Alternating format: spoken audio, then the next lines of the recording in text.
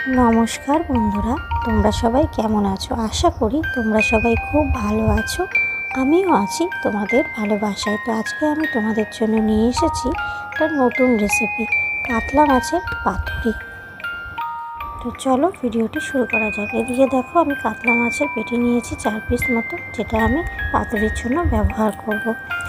সেটা একটু তোমাদের সাথে তুলে ধরলাম। আর বন্ধুরা, আমার চ্যানেলে নতুন হয়ে থাকলে চ্যানেলটিকে অবশ্যই সাবস্ক্রাইব করে পাশে থাকা বেল আইকনটি প্রেস করে রেখো, যাতে আমার নিত্য নতুন ভিডিও খুব সহজেই তোমাদের কাছে পৌঁছে যায়। আর যারা ইতিমধ্যেই সাবস্ক্রাইব করে রেখেছো তাদেরকে জানাই অসংখ্য ধন্যবাদ ও ভালোবাসা।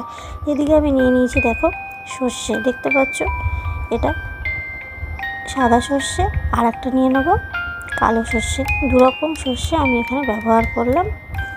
তো এই দুই রকম সর্ষে নেওয়ার পর কিছুটা পরিমাণ পোস্ত, আমি এখানে সর্ষে পোস্ত একটা পেস্ট তৈরি করে নেবার। এদিকে নিলাম 4 পিস কাঁচা লঙ্কা। কাঁচা লঙ্কাটা তোমরা তোমাদের ঝালের পরিমাণ অনুসারে নেবে। আর অল্প পরিমাণে একটু জল দিয়ে এটাকে ভিজিয়ে রাখলাম। তো বেশ কি 5 থেকে 10-15 মিনিট এটা ভিজিয়ে রাখার পর তারপর এটাকে পেস্ট বানিয়ে নিয়েছি। তো দেখো পেস্টটা তোমাদের সাথে তুলে ধরলাম। আর এদিকে আমি দেখো কলা পাতা নিয়ে এসেছি গাছ থেকে পেড়ে। তো সেই কলা পাতাটা আমি গ্যাসের মধ্যে একটুখানি সেঁকে নেবো আগুনের সাথে। তার কারণ কলা পাতাটা একটু সেঁকে নিলে কলা পাতাটা একটু নরম হয়ে যাবে এবং পাতুরি করার সুবিধা হবে। নাহলে কলা পাতাটা একটা খড়খড়ে ভাব থেকে যাবে। সেই জন্য কুমড়ো পাতা বা লাউ পাতা হলে সেদ্ধ করা যেতে পারে। আর যেহেতু এটা কলা পাতায় করছি তাই একটু সেঁকে নিলাম। আর এদিকে দেখো আমার পেস্টটা আমি এখানে একটা বাটিতে ঢেলে দিলাম, সর্ষে পোস্তর যে পেস্টটা আমি বানিয়েছি লঙ্কা দিয়ে। আর এদিকে নিলাম পরিমাণ মতো হলুদ গুঁড়ো, আর নিচ্ছি পরিমাণ মতো লবণ আর হলুদটা দিয়ে দেওয়ার পর এটাকে ভালো মতো চামচের সাহায্যে মাখিয়ে নেব। দেখতে পাচ্ছ হলুদটা আমি লবণ মাখিয়ে নিচ্ছি। আর কালারটা দেখো খুব সুন্দর চলে আসবে। সর্ষে পোস্ত আর হলুদ দিলে কালারটা কিন্তু দুর্দান্ত লাগছে, তাই না বন্ধুরা? আর বন্ধুরা, কেউ কিন্তু দয়া করে ভিডিওটি স্কিপ করো না, সবাই ভিডিওটি পুরো দেখো, এটাই রিকোয়েস্ট করবো। এবার আমি কাতলা মাছের পিসগুলো ভালো করে সর্ষে পোস্তর মধ্যে মাখিয়ে বেশ কিছুক্ষণ রেখে দেবো, যাতে সর্ষে পোস্তটা এই মাছের মধ্যে ভালো মতো যায়। দেখো আমি 4টে পিসকে এভাবে মাখিয়ে নিলাম। এবার মাখানোর পর আমি এটাকে বেশ কিছুক্ষণ রেখে দেবো। আর বন্ধুরা, ভিডিওটি ভালো লাগলে অবশ্যই একটা লাইক করে দেবে। আর দয়া করে কেউ স্কিপ করো না, ভিডিওটি সবাই পুরো দেখো। আর যদি ভিডিওটি ভালো লাগে অবশ্যই লাইকের পাশাপাশি একটা কমেন্টও করে দিও বন্ধুরা। আর এদিকে দেখো কলা পাতাগুলোকে আমি এরকম ছোট ছোট করে কেটে নিয়েছি, একটা মাছ মুড়িয়ে নেওয়ার পজিশন, মুড়িয়ে নেওয়ার মতো। তো এদিকে আমি একটা পিস দিয়ে দিলাম, আর পিসটার উপর সর্ষে পোস্তটা ভালো করে চামচের মধ্যে সাহায্যে দিয়ে দিলাম উপর দিয়ে। তার উপর দিয়ে দিলাম একটু সর্ষের তেল। এবার আমি কলা পাতা দিয়ে এই কাতলা মাছটাকে একটু ভালো করে মুড়িয়ে নিচ্ছি। হালকা করে মুড়িয়ে নেওয়ার পর এটাকে সুতো দিয়ে বেঁধে নেব। তো আমি ওপাশটা আর একটা কলা পাতা দিয়ে নিলাম যাতে বেরিয়ে না যায়। দিয়ে আমি এটাকে ভালো মতো সুতোর সাহায্যে বেঁধে নেব বন্ধুরা। তো এরকম সর্ষে পোস্ত দিয়ে এরকম পাতুরি কিন্তু দুর্দান্ত লাগে গরম ভাতের সাথে বন্ধুরা। তো খালি কাতলা মাছ নয়, ইলিশ মাছের পাতুরি বা ভেটকি মাছের পাতুরিও ভালো লাগে। তো ইলিশ মাছের পাতুরি, ভেটকি মাছের পাতুরি তো আমরা প্রায়শই খেয়ে থাকি, কিন্তু কাতলা মাছের পাতুরি বা রুই মাছ এইসব মাছ দিয়ে তো পাতুরি খুব বেশি একটা করা হয় না। তাই আমি একটা অন্যরকমভাবে এটাকে তৈরি করলাম কাতলা মাছের পাতুরি। তো আশা করছি তোমাদের ভিডিওটি অবশ্যই ভালো লাগবে। তো দেখতে থাকো বন্ধুরা। এদিকে দেখো আমার একটা মোড়ানো হয়ে গেছে কলা পাতা দিয়ে একটা মাছের পেটি। আর একটা মাছের পেটিকে আমি কলা পাতায় নিয়ে নিলাম, সর্ষে পোস্তটা ওপর দিয়ে ছড়িয়ে দিচ্ছি। এবার অল্প একটু সর্ষের তেল ওপর দিয়ে দেবো। দিয়ে একইভাবে এটাকেও কলা পাতাটা ভালো করে মুড়িয়ে নেব।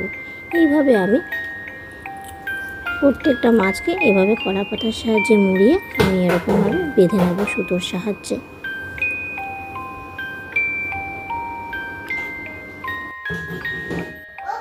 তো দেখো বন্ধুরা, আমার এদিকে আর একটা মোড়ানো হয়ে গেল। তো এভাবে আমি সবকটা কাতলা মাছের পেটিকে এরকম কলা পাতা দিয়ে সুতোর সাহায্যে মুড়িয়ে ভালো করে বেঁধে নিলাম। তো সেটা এবার তোমাদের সাথে আমি তুলে ধরছি। দেখো দেখো ভালোভাবে এটাকে মোড়ানো হয়ে গেছে এপিট ওপিট করে, আর দেখতেও বেশ সুন্দর লাগছে। এবার এগুলোকে এবার ভেজে নেব। এদিকে আমি ফ্রাই প্যানটা বসিয়ে দিলাম গ্যাসে। গ্যাসটা ফ্রাই প্যানটা গরম হয়ে গেলে সর্ষের তেল দিয়ে দিলাম অল্প পরিমাণে। সর্ষের তেলটা ভালো মতো আমি ছড়িয়ে নিলাম, দিয়ে সর্ষের তেলটা কিছুক্ষণ গরম করে নিলাম। তারপরে এক এক করে আমি ওই কাতলা মাছের পাতুরিগুলো দিয়ে দেবো এই তেলের মধ্যে, গরম তেলে। দেখো গরম তেলে দেওয়ার সাথে সাথে কীরকম ধোয়া উঠছে, দেখে তোমরা বুঝতেই পারছো। এক এক করে আমি এখানে দিয়ে নিলাম। এবার আমি খুন্তির সাহায্যে এগুলোকে একটু সরিয়ে দিচ্ছি, যাতে গায়ে গায়ে পাতুরিগুলো না থেকে যায় সেই জন্য। তারপর এটাকে আমি ঢাকা দিয়ে রেখে দেবো কিছুক্ষণের জন্য। আমি 5 থেকে 7 মিনিট পর্যন্ত এটাকে ঢাকা দিয়ে রেখেছি। তারপর ঢাকনাটা খুলে নিলাম। দেখো এবার এক পাশটা আমার যেহেতু হয়ে গেছে, তাই আমি এক পাশটা উল্টে দেবো। এরকম উল্টানোর পর দেখে বুঝতেই পারছো তোমরা যে এক পাশটা কিন্তু বন্ধুরা ভালো মতো হয়ে গেছে পাতুরি।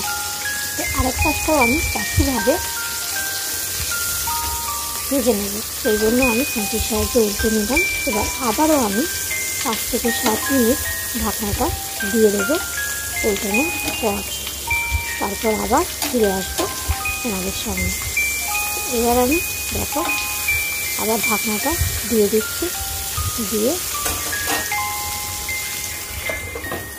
ফিরে আসছি। এবার 5 থেকে 7 মিনিট পর আবার ঢাকনাটা খুলে নিলাম।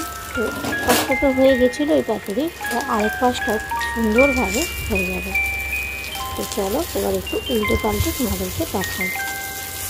তো বন্ধুরা তোমরা কিন্তু অবশ্যই বাড়িতে এরকমভাবে তৈরি করতে পারো গরম গরম পাতুরি। তো সেটা তোমরা রুই, কাতলা বা অন্য যে কোনো মাছ দিয়েই করতে পারো এরকমভাবে। আমি যেরকম করেছি ঠিক চিংড়ি মাছ বা অন্য কোনো মাছ দিয়ে করতে পারো। এমনটা কিন্তু নয় যে ইলিশ কিংবা ভেটকি মাছ দিয়েই করতে হবে পাতুরি, সব মাছ দিয়েই বেশ ভালো লাগে খেতে। তো আমার যেহেতু এটা হয়ে গেছে, এবার আমি গ্যাসটা বন্ধ করে দিলাম আর কিছুক্ষণ ঢেকে এভাবে রেখে দিয়েছিলাম। এবার দেখো পাতুরিগুলো আমার অনেকটা হালকা ঠান্ডা হয়ে এসেছে। এবার এগুলোকে আমি পরিবেশন করে নেব। তো বন্ধুরা সবাই ভালো থেকো, সুস্থ থেকো। আজকের মতো ভিডিওটি আমি এখানেই শেষ করছি। দেখা হবে আবার অন্য কোনো ভিডিওতে, অন্য কোনো ব্লগে আমাদের সঙ্গে। আজকের মতো সবাইকে টাটা। তোমার নামের রোদ্দুরে আমি ডুবেছি সমুদ্রে, জানি না যাব কতদূরে এখনো। আমার পোড়া কপালে আর আমার সন্ধে সকালে তুমি কেন এলে জানি না এখনো।